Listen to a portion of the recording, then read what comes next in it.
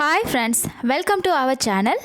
இன்றைக்கி ஸ்டோரி சீரீஸில் நம்ம பார்க்க போகிற ஸ்டோரி என்ன அப்படின்னா, ஒரு கவனமுள்ள முயல் அப்படின்ற ஸ்டோரி தான் பார்க்க போகிறோம்.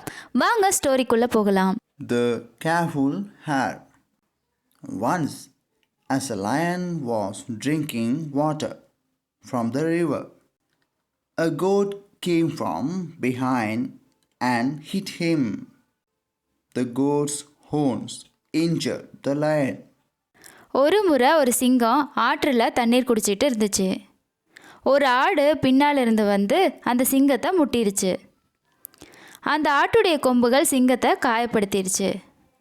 The angry lion ordered, "No animal with horns is allowed to live here from now." கோபமடைஞ்ச சிங்கம், இனிமே கொம்புகள் கொண்ட எந்த மிருகமும் இந்த காட்டில் வாழ்கிறதுக்கு அனுமதி இல்லை அப்படின்னு சொல்லிட்டு கட்டளையிட்டுருச்சு.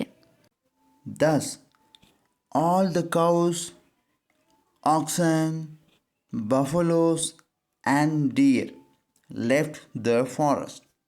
A hare was also afraid. இதனால் மாடுகள், எருதுகள், எருமைகள் மற்றும் மான்கள் அனைத்துமே காட்டை விட்டு வெளியேறிடுச்சு.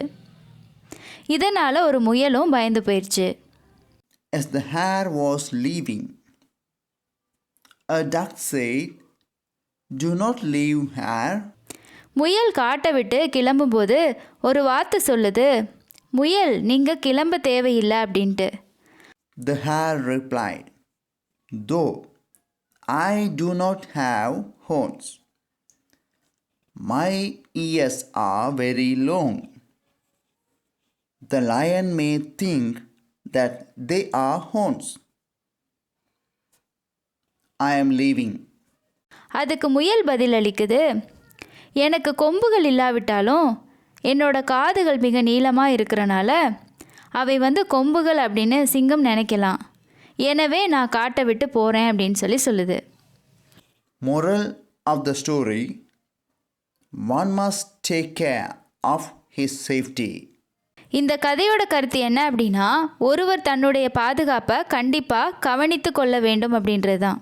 இந்த ஸ்டோரி உங்களுக்கு பிடிச்சிருக்கும் அப்படின்னு நினைக்கிறேன். பிடிச்சிருந்துச்சு அப்படின்னா நிறைய பேத்துக்கு ஷேர் பண்ணுங்கள். இது போன்ற யூஸ்ஃபுல்லான வீடியோஸ்க்கு தொடர்ந்து நம்ம சேனலுக்கு சப்ஸ்கிரைப் பண்ணுங்கள். தேங்க்யூ.